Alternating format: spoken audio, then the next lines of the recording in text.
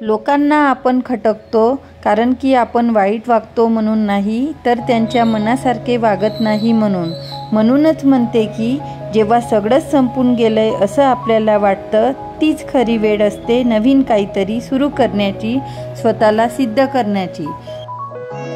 तर hi hello नमस्कार, मी किरण। आपल्या नवीन व्हिडिओमध्ये तुमच्या सर्वांचं स्वागत आहे। तर हा व्लॉग मी उशिरा सुरू करत आहे। आता संध्याकाळ झाली होती आणि मी सोफा कवर वगैरे वॉश करायला घेतले होते, कारण की त्या दिवशी आपल्याकडे वाढदिवस झाला, तर मुलांनी सर्व ती केकची क्रीम कुशनला लावली होती आणि खूप चिकट आणि घाण केले होते। तर आज मी सोफा कवर धुवायला घेतले आणि त्यानंतर ते छान वाढवले वगैरे आणि संध्याकाळी आता मी सोफा कवर लावत आहे। तर हा एल साईजचा सोफा आहे, तर कवर लावायला इतकं दमायला होतं, इतकं कंटाळा येतो की हातच दुखायला लागतात। 20 ते 25 मिनटं तरी सोफा कवर लावायला लागतात। तर आता मी कवर चांगले लावून घेत आहे आणि त्यानंतर कुशन वगैरे त्याच्यावर ठेवून आपला असा मस्त सोफा दिसून राहिला आहे। पण त्यानंतर मी खूप दमायला झालं, तर मी थोडा वेळ बसले आणि तुम्हाला इथे थोडी शॅडो दिसत असेल कलरफुल, तर वरती झुमर चालू होतं, तर झुमरचे जे कलर आहे ते पडत होते। तर आज संडे होता, तर आज मुलांना डोसा खायचा होता, परंतु मी डोसाचं बॅटर काही भिजू टाकलं नव्हतं, त्यामुळे आता इन्स्टंट त्यांना रवा अप्पेच बनवून दिले आणि काही मिश्रण मी थोडं बाजूला काढून ठेवलं होतं, तर मी आता ते संध्याकाळी करत आहे। तर इथे आपले अप्पे पात्रामध्ये अप्पे मस्त गोल्डन ब्राऊन भाजून घेतले आहे आणि असे मस्त सुंदर आपले अप्पे बनून तयार झाले अप्पे। आणि त्यासोबत मी केली होती शेंगदाण्याची चटणी। तर आता मुलांना मी गरम गरम ती खायला दिली।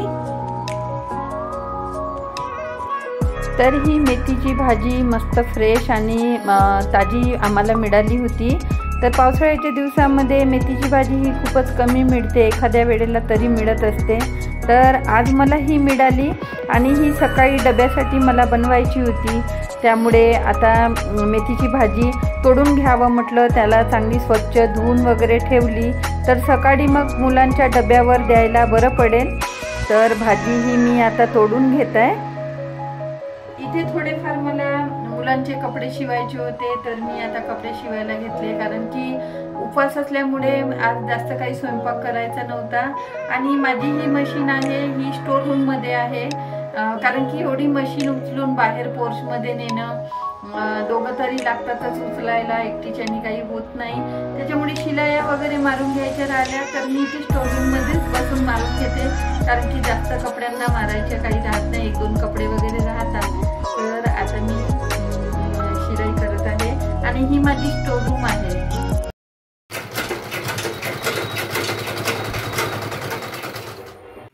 तर यात मी आता या डब्यामध्ये वेगवेगळं धान्य भरून ठेवलं आहे। काही एक्स्ट्रा जी ग्लोसरी असते ती पण मी स्टोर रूम मध्ये आणून भरून ठेवत असते आणि जेव्हा मला काम पडेल तेव्हा घेऊन जात असते। इथे अंशूच्या हाऊस ड्रेसची शाळेची बटन तुटली होती, तर तो मला कालपासून लावून मागत होता, पण मला वेळ मिळत नव्हता, तर आता त्याच्या हाऊस ड्रेसची बटन मी लावून घेतली आणि तो सकाळी आता लावून जाईल।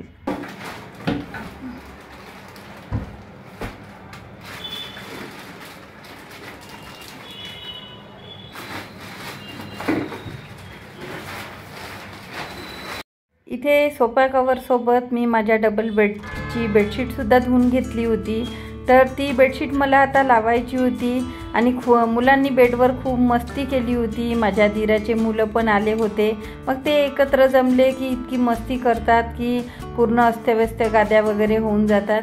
तर आता ही बेडशीट मला एवढ्या मोठ्या बेडवर एकटीने लावल्या जात नव्हती, तर माझ्या मुलाने आता मला मदत केली बेडशीट लावण्यामध्ये आणि बेडशीट लावता लावता तो इतकी कॉमेडी करत होता की मला 2दा परत ती लावावं लागत होती।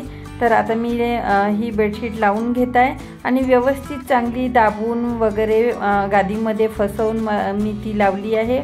आणि तुम्हाला वरती एक गुलाबी कपडा दिसत असेल तर तो माझा ड्रेसिंग आहे, कारण की वास्तुशास्त्रानुसार म्हणतात की आपण झोपताना आपली परछाया ही मिररमध्ये दिसली नाही पाहिजे, ती निगेटिव्हिटी फैलवते आणि आपल्या तब्येतीसाठी व्यवस्थित नसते. त्याच्यामुळे आता माझ्या मुलांनी त्याच्यावर गुलाबी एक ओढणी झाकून घेतली आहे आणि आम्ही जो दुसऱ्या रूमचा जो ड्रेसिंग आहे तो सध्या आता यूज करून राहिलो आहोत. ह्या 2 कुर्त्या घेतल्या होत्या मी आज दुकानामध्ये गेली होती तर मला ह्या सेलवरच लागल्या होत्या. तर ह्या मला 500 रुपयाला एक पडली.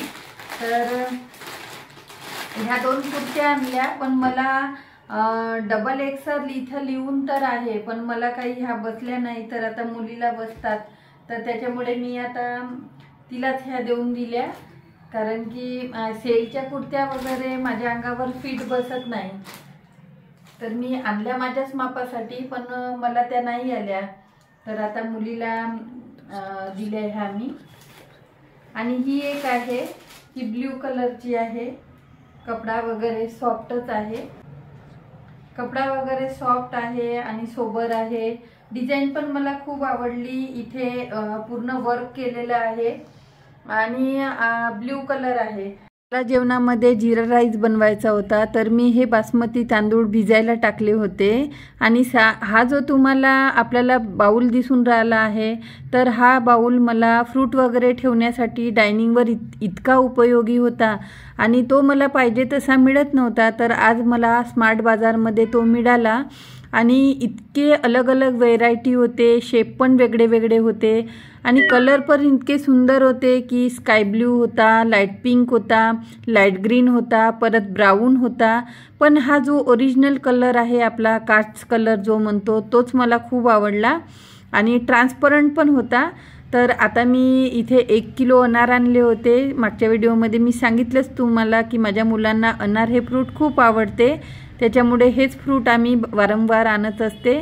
तर आता मी डायनिंगवर फ्रूट या बाउलमध्ये ठेवून घेत आहे आणि मस्त दिसून राहिला आहे आपला हा बाउल. तर आता एक्स्ट्राची सर्व कामं करून मी आता किचनमध्ये आले होते आणि किचनमध्ये मला आता जिरा राईस, दाल तडका आणि पोळ्या बनवायच्या होत्या. तर आता मी स्वयंपाक करून घेत आहे आणि स्वयंपाक करता करता हे मी शूट घेतलं आहे.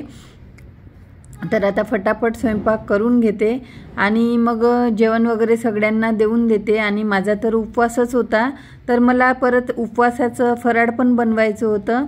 तर ते शेवट ओटा वगैरे स्वच्छ पुसून बनवायचं म्हटलं आणि त्यामुळे मी आधी स्वयंपाक करून घेतला आणि नंतर साबुदाणा खिचडी बनवली. तर आजच्या जेवणामध्ये आहे मस्त गरमागरम असा दाल तडका, सोबत मस्त गरम असा जिरा राईस आणि पोळ्या. तर आता मी सर्वांचे ताटं करून घेते आणि जेवायला देते. तर मी स्वयंपाक वगैरे करून घेतला. माझा तर उपवासच होता आणि एकादशीचा उपवास असल्यामुळे मला फराळ पण बनवायचा होता. तर आता मुलांना जेवणं वगैरे दिली आणि ह्या लॉगला एंड करायचं राहून गेलं होतं. तरी ह्या लॉगला मी इथेच एंड करते.